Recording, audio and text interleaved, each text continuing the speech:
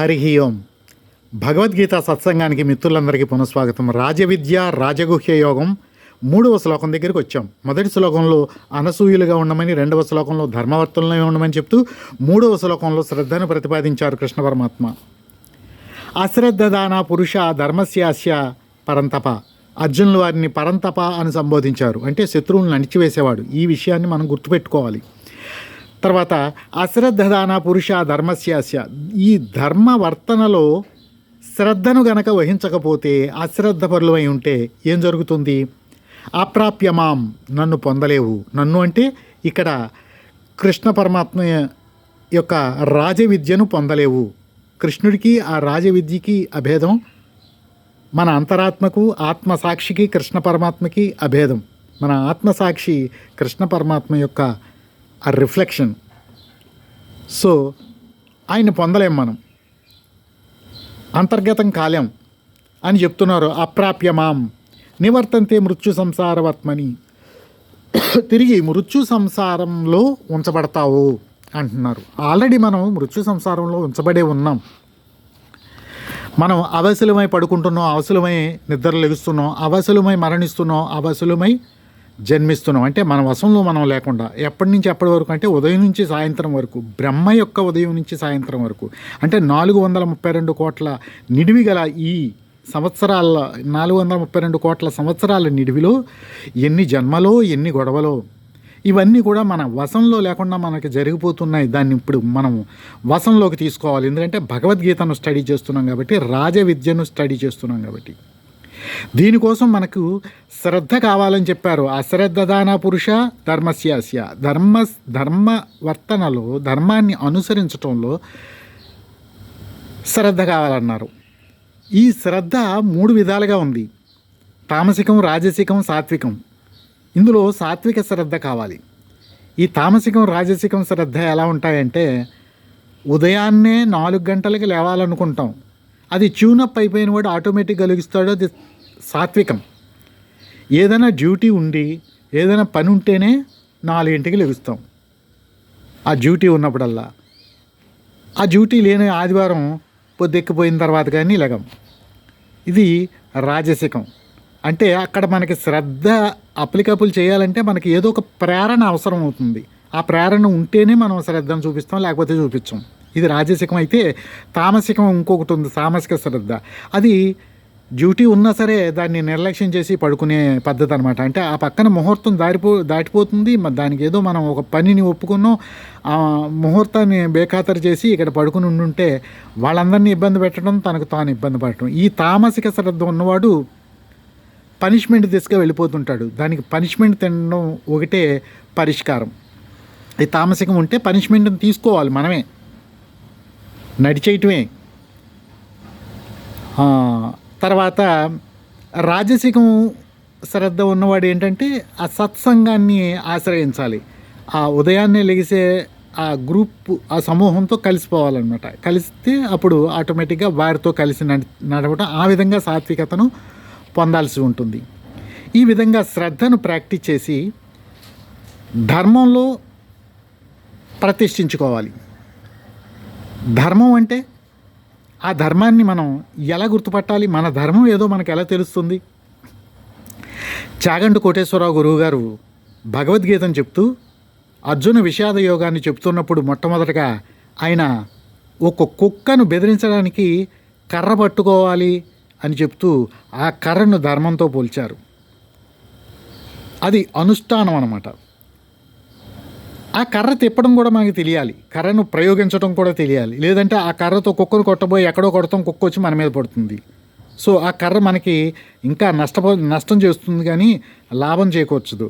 So ధర్మం అనేది సాధనలో ఉంటుంది అని చెప్పారు చాగంటి కోటేశ్వరరావు గారు, గురువు గారు. ఇంకొక చిన్న ఉదాహరణ, పెద్ద తిరుపతి నడిచి వెళుతూ మార్టేర్ నుంచి 600 కిలోమీటర్లు సుమారు పైనే ఉంది. వెళుతూ ఉంటే దారిలో ఆ రాత్రి అయ్యేటప్పటికి కుక్కలు 6 దాటేటప్పటికి వాటిలో రాక్షస ప్రవృత్తి రేజ్ అవుతుందన్నమాట. రేజ్ అయ్యి నా మీద మొరగటం ప్రారంభించినాయి దారి పొడుగున. ఇప్పుడు నేనేం చేశానంటే గుంటూరు వెళ్ళే వరకు ఓ పద్ధతి అవలంబించాను. ఆ కుక్క అలా అరుస్తున్నప్పుడు హరే రామ రామ రామ హరే హరే, హరే కృష్ణ కృష్ణ కృష్ణ హరే హరే అని ఆ కుక్కతోటి సంభాషించేవాడిని. కానీ అది మొరుగుతూనే ఉండేది. నేను గుంటూరు వెళ్ళి మా గురువుగారి ఇంటికి వెళ్ళి చక్కగా భోంచేసి రెస్ట్ తీసుకొని ఆయన నమస్కారం చేసుకుని ఆయన పర్మిషన్ తీసుకుని ముందుకు వెళ్ళడం మొదలుపెట్టాను. ఈసారి ఏం జరిగిందంటే గుంటూరు దాటిన తర్వాత మళ్ళీ కుక్క సాయంత్రం అయ్యేటప్పటికి కుక్క వచ్చి మొరిగితే నేనేం చేశానంటే నా పందాన్ని మార్చుకున్నాను. చల్ హట్ అని గట్టిగా విదిలిచ్చాను. కుక్క నోరు మూసుకుని పక్కకి వెళ్ళిపోయింది.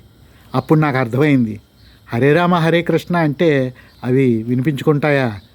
రాక్షస ప్రవృత్తి కలిగినవి. చల్ హట్ అనాలి అంటే దాని భాషలో అది చెప్తేనే దానికి అర్థమవుతుందన్నమాట. ఇక్కడ నాకు ధర్మం చల్ హట్ అని ఆ కుక్కని సంబోధించటం. మరి హరే రామ హరే కృష్ణ ఎమోషనల్. నేను ఒక ఎమోషన్ని ఫీల్ అవుతూ ఆ ఎమోషన్ని ఆ రాక్షసత్వం మీద ప్రయోగించడానికి ప్రయత్నం చేస్తే నాలాంటి ఇంకొక సాధకుడి దగ్గర హరే రామ హరే కృష్ణ అంటే బాగుంటుంది, కానీ రాక్షసుడి దగ్గర వాడి భాషలో చెప్తేనే దానికి అర్థమవుతుంది. నేను ఆ ప్రయోగించినటువంటి ఆ మాట అది ధర్మం అయిందనమాట. ఆ ధర్మాన్ని ప్రయోగించడం తెలియాలి. దాని పట్ల మనకు సాధన ఉంటేనే అది సాధ్యపడుతుంది. లేదంటే ఇప్పుడు నా చేతికి ఒక కత్తి ఇచ్చేసి యుద్ధం చేసామంటే ఆ కత్తి నాకన్నా గుచ్చుకుంటుంది, లేదా శత్రువు చేతిలోకి వెళ్ళిపోయి తిరిగి నా మీదకే వస్తుంది. అంటే ఆ సాధన కూడా తెలిసి ఉండాలి కదా. మనం ఏదైతే సాధన చేస్తామో అదే ధర్మం అవుతుందని గురువుగారు చాగంటి కోటేశ్వరరావు గారు చెప్పారు. కాబట్టి మొట్టమొదటి మన ధర్మాన్ని గుర్తించాలి. మన సాధన నుంచి వస్తుంది అది. ధర్మాన్ని గుర్తించి ఆ ధర్మంలో శ్రద్ధను అప్పలికప్పలు చేసి ఆ శ్రద్ధను ఫాలో అప్ చేస్తే అప్పుడు మనకి ఈ రాజవిద్య అబ్బుతుంది. ఆటోమేటిక్ ఈ శ్రద్ధను ఫాలో అప్ చేయడానికి మనకి ఎన్నో విధానాలు ఋషులు మనకు అందించారు. ఉదయం లెగిసి ఆ ఇల్లు తుడవటం కూడా శ్రద్ధలో భాగమే. శ్రద్ధను సాధన చేయటమే. యా దేవి సర్వభూతేషు శ్రద్ధారూపేణ సంస్థిత నమస్తస్యై నమో నమః. అలా చేస్తే లక్ష్మీదేవి సంతోషిస్తుందని, జోళ్ళు లేకుండా నడిచి వెళుతూ ఉంటే శని భగవానుడు సంతోషిస్తాడని, ఈ విధంగా మనకి ఏవో కొన్ని కల్పించుకున్నాం. కల్పనలు కాదు, నిజాలు.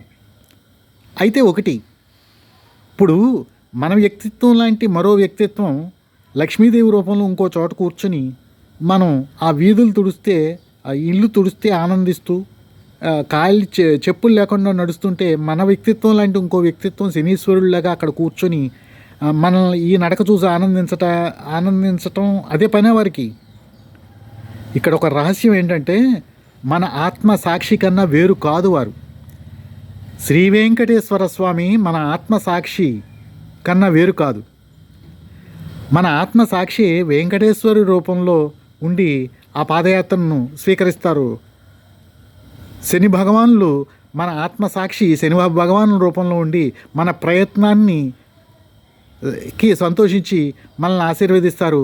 అలాగే లక్ష్మీదేవి పుణ్యగంధాం సుప్రసన్నాం ప్రసాదానికి అభిముఖంగా ఉన్నటువంటి అమ్మవారు మన ప్రయత్నాన్ని ఆశీర్వదిస్తుంది. మనకి లక్ష్మీ కటాక్షం సిద్ధింపజేస్తుంది. సో ఆ విధంగా మనం చేసే పనిని శ్రద్ధగా చేయాల్సి ఉంటుంది. ఆ విధంగా రాజయోగాన్ని రాజ విద్యను మనం ప్రాప్తించుకోవాల్సి ఉంటుంది. జై శ్రీరామ్, జై శ్రీకృష్ణ. వచ్చే వీడియోలో వచ్చే శ్లోకంతో కలుద్దాం. అంతవరకు జై శ్రీరామ్.